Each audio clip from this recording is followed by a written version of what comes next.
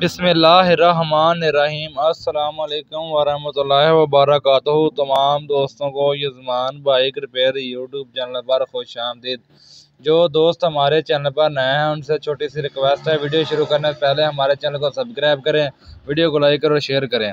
दोस्तों आज हम आपको जो ना, अगर आपकी बाइक का ये बैरिंग टूट जाए ना, उसकी कोन निकालने का आसान तरीका बताएंगे। बाज़ मैकेनिक हज़रात है वो परेशान हो जाते हैं, यार इसकी कौन कैसे निकालें। ये देखो आज हम आपको ना बहुत आसान तरीका बताएंगे।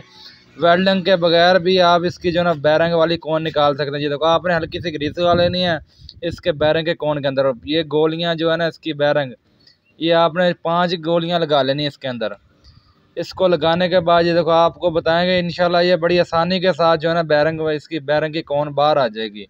ये देखो आपने इसका फिर ये कौन लगा लेनी इसके अंदर। कौन लगाने के बाद आपको बताते हैं इसकी जो आपकी ना गोलियां डाली हैं ना 5, उसको ना तकरीबन थोड़ा बराबर वक्फे में आपने कर लेना है। ये देखो इसको लगाने के बाद आपने जो है ना सारी गोलियां तकरीबन बराबर वक्फा हो सारी में। इंशाल्लाह आप ऐसे इसका बैरिंग की कौन निकालोगे आसानी के साथ निकल आएगी। ये देखो आप इसको चोट लगाएंगे इंशाल्लाह इसकी कौन बाहर आ जाएगी।